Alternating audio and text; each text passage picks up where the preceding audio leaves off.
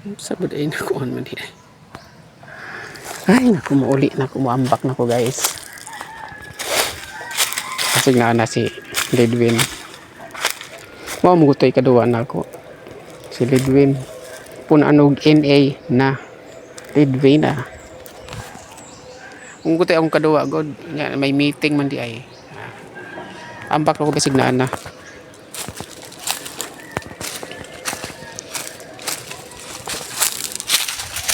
Bisag kayo mag-ambak ay maglakaw, tapos mag-ingon ani.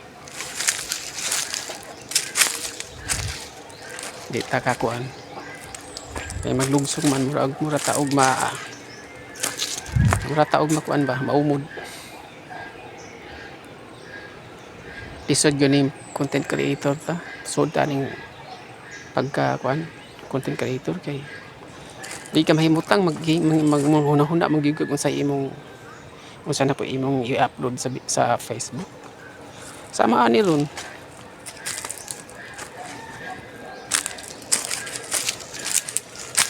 Kay og di ta mo himo og kuan video wa man tay i-upload di wa tay earnings. Mo man gini trabaho ng aning mga kuan content creator good maghimo og video para i-upload sa Facebook.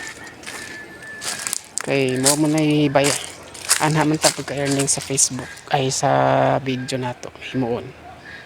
Muna kinahanglan gyud nato maghimo. Bahala kuan dili siya lindot basta naalay kay video nga i-upload sa Facebook.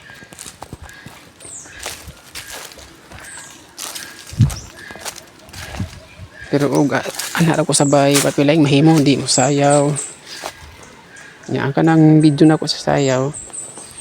Ako na siyang ikat-kat kay putulon kay mao po ikuan ako sa story. Kay sa stories kinahanglan man gyud mag kuan pug ka kinahanglan po na earnings ang sa stories. Maghimo gyapon ko anak. Sag guys oh.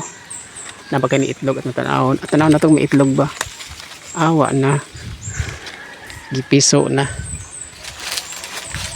Lihanagid sa mga langgam mo ni. Sa kaning langgaman naghimo ani guys. Di man pud goryon, di man kamang goryon ani.